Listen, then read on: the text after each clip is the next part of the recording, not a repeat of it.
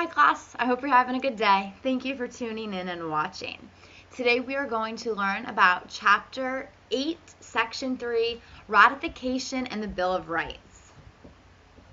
So before we learn that the Constitution created a new, stronger government that replaced the Confederation, now we are going to learn that American liberties are protected by the U.S. Constitution and a Bill of Rights. So here's the vocabulary. Please pause the video and copy this vocab. Federalists and Anti-Federalists. Our key question we're going to look at: what key issues divided Federalists and Anti-Federalists? So we'll start with the Federalists.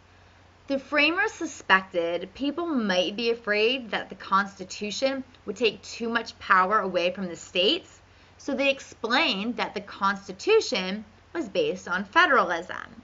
So federalism is a system of government in which power is shared between the central, federal, government and the states. So supporters of the new Constitution called themselves Federalists. So Federalists also promoted their views and answered critics in a series of essays known as the Federalist Papers. The authors of the Federalist Papers were well-known politicians such as James Madison, Alexander Hamilton, and John Jay. The essays first appeared as letters in New York newspapers calling for ratification of the Constitution. New York was a big state to get. They wanted New Yorkers to support the Constitution, and so they wrote these articles to convince people that this new Constitution was a good thing. Anti-Federalists. People who opposed ratification of the Constitution. They were against this new document that was created at the Constitutional Convention.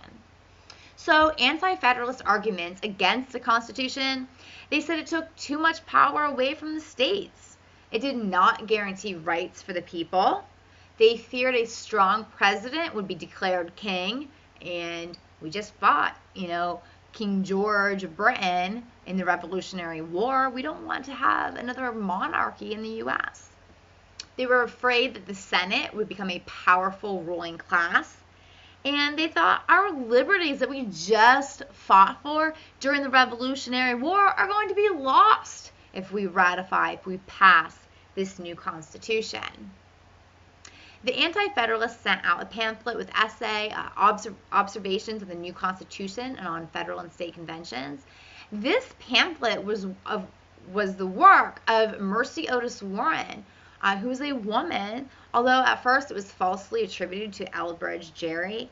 She was an anti-federalist and a respected historian of the American Revolution. So it's pretty cool that a woman did this, and a lot of people were shocked when they found out that a woman put this together, because during this time it was just the men who did things like this. So anti-federalists received support from rural areas where people feared a strong government that might add to their tax burden, and also as well as large states who had strong economies such as New York, because they had greater freedom under the Articles of Confederation. So why would they want to take this new Constitution when they had more freedom under the Articles of Confederation? The battle for ratification. It was tough. The key question we're going to look at: how did the lack of a Bill of Rights endanger the Constitution? So the Constitution did not guarantee that the government would protect the rights of people or the states. Some supporters of the Constitution wanted to add a Bill of Rights, a formal summary of citizens' rights and freedoms, as a set of amendments to the Constitution. Anti-Federalists were opposed to the U.S. Constitution and did not want it ratified, all right? They wanted written guarantees that the people would have certain freedoms. Federalists said, listen, the Constitution granted only limited powers to the national government, so it can't violate the rights of the states or the people. And the Federalists also said that the Constitution gave the people power to protect their rights through the election of trustworthy leaders. So solution, what do you think? The Federalists met the demands of the Anti-Federalists and promised to add a Bill of Rights if the states ratified the Constitution. So they said, okay, we get it. You want this Bill of Rights to make sure that your individual rights are, and the rights of the state are protected. They said, listen, if you vote to approve this new Constitution, we promise we will give you a Bill of Rights. So the Constitution was officially ratified on July 21st, 1788, when it gained approval by the 9th state. But they still did not get approval from New York or Virginia, and they wanted to make sure that those states approved as well. Anti-Federalists in Virginia warned the South of Northern domination. Under the Articles of Confederation, each state had one vote, and major decisions required approval of all, under the Articles of Confederation, each state had one vote, and major decisions required the approval of 9 of the 13 states. The Constitution provided for a majority rule, a system in which more than one half of a group holds the power to make decisions binding to the entire group. So you just need more than half, okay?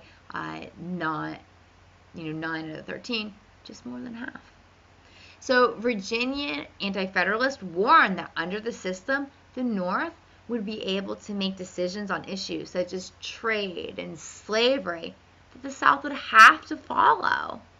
So they thought, why would we want to join, this new Constitution if the North can dictate everything that the South has to do? After fierce debate, Virginia narrowly ratified the Constitution. If you look at the chart, you can see how close it was. When New York found out that Virginia accepted the Constitution, then they as well ratified it. They thought, all right, well, Virginia went through with it, we'll do it as well, we'll pass it. Because until then, the Anti-Federalists actually outnumbered the Federalists, and you can see how close it was in the New York race as well. So it was not until 1789 that North Carolina ratified the Constitution, and then finally Rhode Island ratified in 1790. So the Bill of Rights, we're going to take a look at this. James Madison submitted 10 amendments or additions to the document to the Constitution. They were placed at the end of the Constitution in a separate section and became known as the Bill of Rights. So, summarized here are the Bill of Rights, the first 10 amendments to the Constitution. So, First Amendment deals with religion, political freedom. 2, right to bear arms. 3, quartering troops. 4, search and seizure. 5, rights of accused persons. 6, rights to a speedy public trial. 7, trial by jury in civil cases. 8, limits of fines and punishments. 9, rights of the people. And 10, powers of states and people. And we're going to look at those in more detail in the future. And finally, we're just going to look at amending the Constitution. So the Bill of Rights was the first step in making the Constitution a living document, one that can be amended to reflect the changes in society, because the Bill of Rights was added to the Constitution after it was passed. So, ways to change the Constitution. First, 2/3 of each House of Congress or 2/3 of state legislators can propose an amendment saying this is what we want to change in the Constitution. Second, to make the amendment a law, an amendment needs the approval of 3/4 of the states. Okay? So by this method, the Bill of Rights became the first 10 amendments, and since then, 17 more amendments have been added to our United States Constitution. Thank you for tuning in, and I will see you in class. Remember to take the quiz on Chapter 8, Section 30.